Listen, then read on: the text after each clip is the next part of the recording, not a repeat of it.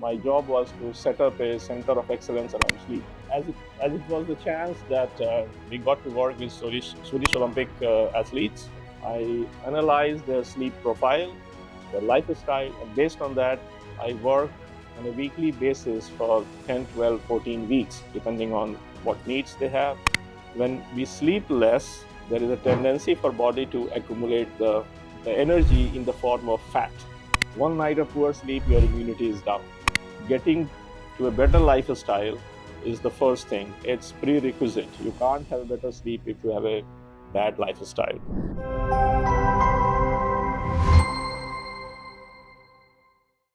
You're watching Health Spark, and today we have with us Sanjay Verma, who is sleep coach of the Swedish Olympic teams. Okay, Sanjay, so welcome to this Thank you. show, and thanks a lot for giving us your time and Pleasure. talking to us. I would start from a note where I would ask you, could you give a bit background on why this as a study or a field of interest? Because in this part of the world, like India, we've never heard about something called sleep coach. Well, I'm an accidental sleep coach. I don't have a background in medicine or anything like that. I'm basically a business executive. And at a certain point, working for a company, I had to find a solution to sell our products. And ultimately, I ended up finding that selling the benefit has a more traction than selling the product. And then I have some background, how to find right information, reliable information. I have a PhD, so I'm trained in the process. So I started gathering information about sleep and then connecting how sleep and bed or mattress goes together, and so that we can convey to the end customer that when you sleep on a good mattress, you sleep better, which helps in a longer, healthier, better life. So that way, collecting all this information for my company, at a certain point of time, I realized that why not share it? And Right. As it was the chance that we got to work with Swedish Olympic athletes. From there, I kind of sharpened my content and communication and packaging and so forth. And since then, it has been working with elite athletes in Sweden, but also a lot with corporate clients and so forth, and even general public. Right. So, just a bit of more detail on, say, how personally did you get involved in this topic? What personal experiences led to this, that you decided to pursue this as a career option also? Well, it's a very good question. For 15 years, I traveled quite a lot. I lived in Sweden, major part, couple of years in San Diego in the US, and I was responsible for Europe, Asia, Middle East, so forth, Southeast Asia. And I was traveling 15, 16, 18 days every month, crisscross. So practically, I was jet lagged for 15 years. And towards the end of that period, my health was not very well. Not mentally, but physically. So actually, my immune system became so weak that it started attacking me. If you notice, I started to get some white spots and so forth. Okay. And ultimately, doctors told me that it's an autoimmune syndrome and so forth, that you have to change your lifestyle. And luckily, then I got an offer from another company where I was not supposed to travel quite a lot. So I grabbed it by both hands. And there I started focusing on sleep, because that's the role, chief sleep officer. My job was to set up a center of excellence around sleep. Okay. When I collected all the information, then I thought, I have to experiment, I have to test before I recommend it to someone else. And 8 or 9 or 10 months, it helped me quite a lot. So there I became more interested in pursuing it, not simply as helping my company, but also taking it to the general public. So it might also have helped you personally. Quite a lot. In terms of your own growth, your relation with your colleagues, everything. Friends, family. I'm a better father, better husband, better employee of the company, even better spokesperson of sleep. I would like to go a bit into your professional work, and you work with the Swedish Olympic teams. So can you explain to our viewers, how does a typical day look like? Because when you talk about coaches, right? you know, a batting coach, a bowling coach, what do they do? But what does a sleep coach do? Yeah, so we have more than 100 Olympic athletes in Sweden, which are at that level. Some of them are for Summer Olympics, some of them are for Winter Olympics, and they have their own technical coaches. If you are a skier, you have a ski coach, a nutrition coach, and so forth. So my job is to support a lot of these athletes. So the coach who is working with an individual athlete, when he or she finds that the athlete is struggling in performance, recovery, and so forth, they recommend them to me. Okay. So I have a battery of questions, a questionnaire. They answer it. I analyze their sleep profile, their lifestyle, and based on that, I work on a weekly basis for 10, 12, 14 weeks, depending on what needs they have. So that interaction is mostly online because they are training at different places, so on. So the process looks like this. So every day, maybe 2 or 3 sessions I have with different athletes, and it's a program which is personalized depending on the needs and the lifestyle of the individual athlete. And it's a follow-up, hand-holding, finding solutions to their individual problems. It's a program. We start easy, we build momentum, and in the end, they again take the same sleep test, and we see what's the improvement. And then there is a follow-up every 2 months, 3 months. So it's very simple and plain methodology. So, I mean, just a follow-up question on that. Different athletes, different locations, different kind of trainings, and different kind of work pressure also. How do you tailor these programs? I mean, yes, there's a research and you collect data and all that. Yeah. So do you have a team of people working with you which basically caters to each one of them separately, or it's a one-man show right now? Well, it's a one-man show, but there is a second line of support, which is I also conduct sleep coaching and training and sleep lectures for the coaches. Okay. So twice a year for 1 week, we are at 2 different what we call Olympic camps. It's from 8 o'clock to morning to the 9 in the evening. We have different workshops and so forth, and people like me who are support to these coaches and the athletes, we have a lot of workshops and lectures and so forth. So they are trained in understanding what is sleep, the role sleep plays, and a higher level of interventions what I do.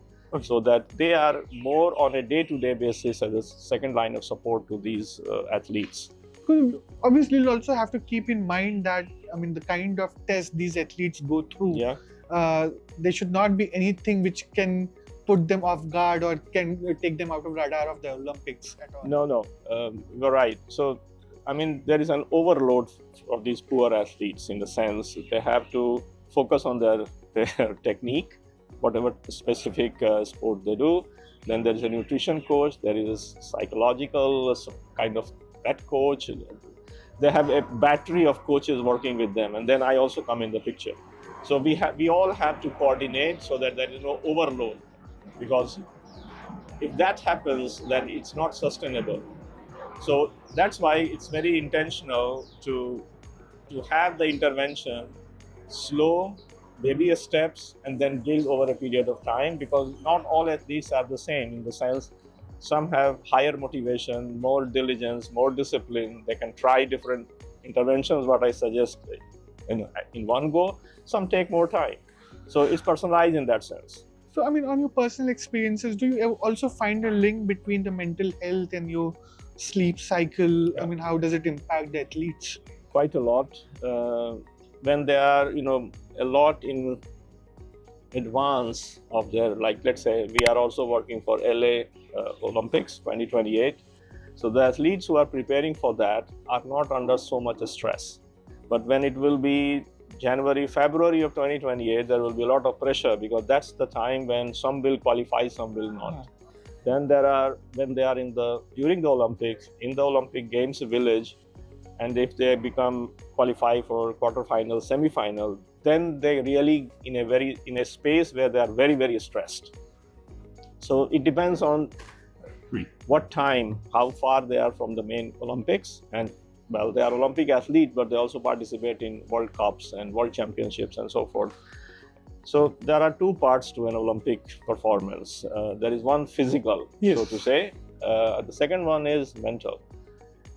And there, if you are stressed, which affects sleep, and again, sleep affects stress. So in that sense, if it's a very high probability that you make an error in judgment. So all the preparation, all the hard work on that D-Day, if you miss by little bit of margin, you end up not with gold but silver, or maybe no medal at all. So this stress affects them quite a lot, and not only me but other supporter staff also. We have a kind of package where we know who needs what, and then we provide it support. So just a follow-up question on that. Once this cycle is over, Mm-hmm. I mean, an athlete performs Yeah. on the field, Mm. wins a medal, doesn't Yeah, win yeah. a medal. Mm. What happens after that when, say, the athlete doesn't win the medal? Then there's more stress. How do you tackle those kind I of mean, challenges? the pyramid is very, very steep in this kind of athletes. For them, very few people win medals. So some of them who have age on their side, now they focus on the next Olympic or next World Championship and so on. But not all of them. Some of them, well, basically leave the elite sports and they go into the civil life. So now a bit more details on how does sleep impact, say, metabolism of people? What does it lead to if I have a bad sleep cycle? Yeah. What are the problems I might face or I might be facing which I don't know about? I mean, there is a very direct relationship between good quality of sufficient sleep and the metabolism. It's basically how we burn the calories, whatever we eat or drink. So poor sleep affects, I mean, first of all, how much you burn. Because, I mean, we can go into detail, but when we sleep less, there is a tendency for body to accumulate the energy in the form of fat. Right. Because all through the evolution, there was never enough food. So when there was enough food, you try to digest and make things, make muscles and so forth. But when there was a drought, when there was not enough food available, so it was a matter of survival. So we have this built-in mechanism that when you sleep less, the brain perceives that situation as there is not enough food, which is not the case as of today, but the mechanism works like that. So it converts more of the calorie into the fat. Okay. And our immune system suffers immediately. One night of poor sleep, your immunity is down. There are several researchers who have looked into that. The third one is hormonal balance. So it's not the same because when you sleep less, poor quality, it affects circadian rhythm and so forth. The fifth one is basically thermoregulation. You sleep less, your body won't burn energy or the calories the way it should. And one more is sleep less. There are two hormones which regulate how much we eat, what we eat, called leptin and ghrelin. Ghrelin goes up, and that's the bad guy. It will make us eat more and make poor food choices. So leptin gets suppressed by ghrelin. So at 5 or 6 different levels, metabolism gets affected by lack of sleep, poor sleep, or even sleep deprivation in general. So, I mean, if I put it simply, the less you sleep, the more chances of you being obese increases. Yeah, I mean, that again, we can dive a little bit deeper. When you sleep less, this ghrelin guy is in control suppressing leptin, so you will eat more.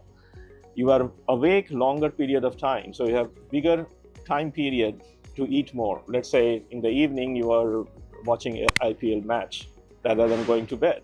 Now you have 1 hour more. You are excited, you go to the fridge and you don't grab an apple, you grab a leftover cake or biscuit or chips. So the more time you have, then body is not burning enough, the thermoregulation, and then we are also stressed. When we are stressed, under that period of time, majority of people eat more. Some people eat less. So whatever is the standard diet, under stressed conditions, few people less than what normally they do, but more people, majority eat even more. So at again 4 or 5 levels, now your intake of calorie goes up and your expenditure to burn it goes down, your Right. motivation and all that. So it accumulates. So, I mean, is there also a financial link to it? I mean, the more you are awake, the more you're spending. You mean in normal for as a consumer spending? Yeah, as a consumer spending, right? Yeah. How do you deal with such situations? I mean, I'm sure you would have met athletes or normal people who are suffering from different kinds of diseases, and one of their concern is also sleep. Yeah. Right. So, I mean, how do you deal with such kind of cases? I mean, there are 2 layers to it. The one is awareness. The second one is giving them science-based strategies, tips, what they can do. So I go hand in hand. So when I work one-to-one with athletes or non-athletes, I have certain recording. As I said, I work one session every week for several weeks. So there is a recording which I share with them, 20-25 minutes. There are different topics, what role food plays in sleep, what about nap, about sleep ambience, what your bedroom should be, and so forth. So they watch that recording, they get the information, and after that, I have a session with them. I share with them 2, 3, 4 different strategies, what they should do. Then we meet again next week. So they start, as I said several times, we start small, provide some information and something what they can do, they can try. We all are different, and the idea is to make some sustainable behavioral change. I'm not working at medical level. I'm working on bringing them back to a lifestyle which is conducive for a better sleep. So, I mean, if I avoid the medical ways to tackle with these issues, I mean, what would you say? Say working out more, drinking less of coffee. These help in ensuring your sleep cycle is better. Before I answer that question, what you said, that medical part, so I would say there are 4 layers. If someone has a sleep problem, getting to a better lifestyle is the first thing. It's prerequisite. You can't have a better sleep if you have a bad lifestyle. The second one is there are a few solutions over the counter, which one can try on their own risk. I'm not a medical doctor, so I don't recommend or not recommend any one of those. Then the third one is probably you need some kind of medical help. Not everyone, but some people have a condition which they need to go to a doctor to get it sorted. And fourth one is even high level. Fourth one is some inserting few gadgets and so forth.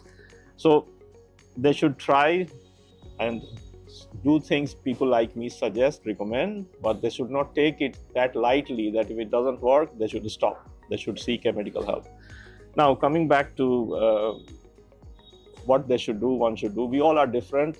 Sleep deprivation, sleep problems could also be, for different reasons. But there are few very common strategies most of us could try, and it helps in most people. So it just starts from the morning type. Try to wake up more or less at the same time. So be consistent. Not so easy, but it is one of the most powerful way to get better sleep. If you keep waking up at different times, you will never get very good quality sleep. So be consistent. Get outdoors within half an hour of waking up or as soon as you can, and get some bright sunlight. If it's foggy, cloudy, or for some reason you wake up at a time when it's very dark, you switch on most of the lights, make it as bright as possible. This blast of bright light helps many ways, resetting circadian rhythm and so forth, but about 16-17 hours from that time point, there is a big release of melatonin, a hormone which makes you sleepy. But if you skip this bright light exposure very early in the morning, you will struggle. Those are two things in the morning. Then daytime, I believe most of people we are talking right now or listening or watching this might not be elite athletes. So for them, because for athletes, it's the recovery. Sleep is very important for recovery so they can train again quite intense the next day. But most people, it's the stress in many different forms, mostly mental stress. So there are a couple of ways to control or lower the stress during daytime. So if you work sitting in front of a computer or something, take 1 or 2 small breaks. I call it micro breaks before lunch and 1 or 2 breaks after lunch. So leave your desk, your chair, get up, go to the nearest, walk to the nearest window. Look outside, but try to pretend that even if there is a building or a tree or something, not focus on that. Pretend that you are looking towards horizon, 1-2 kilometers away. So don't focus and try to see from one end of your eye to the other. So very panoramic vision. Right. For 1 minute. So you are as if you are standing somewhere and you're looking far away. And during that time, take a very deep breath in 2 steps and release it. I can show you. So fill your lungs.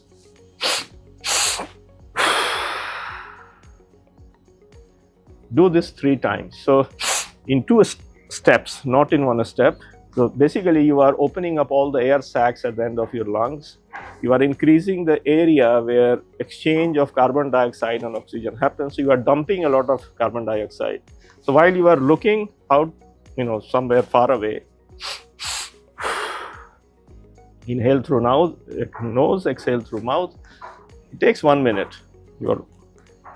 Come back. So what you have done, like a pressure cooker, you have released a little bit of a stress which was accumulating into your system. It will help you in your work, whatever you are doing. But I'm more interested that you end up in the late evening when you go to bed with a lot less accumulated stress than very high stress. So do this once or twice before lunch, once or twice after lunch. If you drink tea, coffee, or any other soda or cola or whatever which has caffeine, and there are several which has, or even this so-called energy drinks, limit your last one about 6 to 8 hours before bedtime. There are several things you can do late in the evening to wind down. You can't be very active until the last moment, go to the bed, and you expect to fall asleep immediately. One more thing. I mean, we're living in different times, right? People are working remotely. People are working at odd hours. Yeah. People are working abroad but staying somewhere else, right? So their work hours is like 3 o'clock afternoon to 2 o'clock in the night. Yeah. I mean, how do such people deal with an issue like this? Because they have already fallen in a sleep cycle where they're sleeping during the daytime and are wide awake in the night. Yeah. Well, first of all, we humans are not designed to work that way or live that way. The kind of lifestyle we have today, we have not adapted. So, 2 or 3 million of years, it was, our ancestors were somewhere as a hunter-gatherers or even lately farmers. So everything, the way body works, it is still very much in sync with the way nature works. So sunrise, your day starts, you work in those days. Sunset, you come back to, or you are already home, and there was time maybe to have a bonfire, share stories, maybe dance around it 2-3 hours, and then you sleep, you rest. Now we are living as you said, in a very different lifestyle, time zones and so forth. It's not easy. It's not simple, because it's not only when you sleep, it's also when you eat, when you interact with people. It's all about having a circadian rhythm, basically a body clock, which is in sync with what is happening. So someone who is working from 3 p.m. to midnight, if he or she wants to live a healthy life, then they have to eat and drink and meet people and exercise as if the day has started at 1 or 2 and the day is ending at 1 a.m., which is not so easy. But then you pay a price. I don't want to sugarcoat. You can't have both. You can't have that work style and expect to be healthy, wealthy, and all sorts of the good well-being. Right. So, I mean, a bit personal question. What has been your most rewarding experience as a, say, sleep coach? I mean, apart from, you have a Swedish Olympic team which wins 11 medals in 2024. Yeah. That's there. But as a personal human being, what has been your most rewarding experience? Well, many people struggle with their life, with their sleep, and they don't realize the connection between poor sleep, less sleep with the struggle they are having. So I have had a couple of series on there's a separate platform in Sweden, so talking to many general people. And I get time to time some feedback that I didn't realize. Now I have changed my lifestyle. So random people reaching out and giving the feedback that some of the information I shared or some of the tips I gave has helped someone.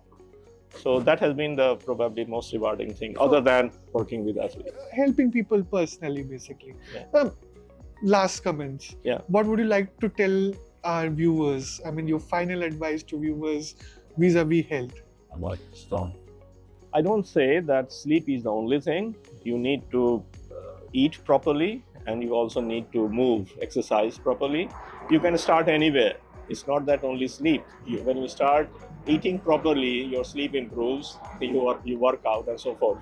So while almost everyone is aware about exercise and many people have different diets and so on about nutrition, but sleep is kind of not yet in the mainstream of conversation narrative. So my message would be, take sleep seriously. It's not a waste of time. Actually, you can't be best version of yourself if you are not getting the sleep what you need. And also the governments and stakeholders need to take note They of need it to. as that it's also a factor. I mean, sleep is never considered a factor. No, but I mean, for example, the schools start very early, not only in India, but in many places. And they did two experiments in two different states in the US, where they shifted the starting time of the school by 1 hour. And they saw two things. The one was that the overall performance of the students in the different tests improved. The second was, one of the state was where you can drive from the age of 16. So many kids used to drive. The accident rate reduced. So it's again for the society. Not only the individual performance improves, but if people are more healthy, it's again for overall society. Healthier people make healthier societies. Yeah. Thanks a lot, Sanjay, for giving us Pleasure. your time, and we'll keep coming back to you Sure. whenever such an issue arises, and we need your expert inputs on It this will issue. be my Thanks pleasure. a lot for coming to Health Spark. Thank you. So this was Sanjay Verma, who told us why sleep should be most important part of your life. To read more such stories, to watch more such podcasts, visit our YouTube channel, follow us on Facebook, Instagram, Twitter, and go to our website www.healthspark.org.in.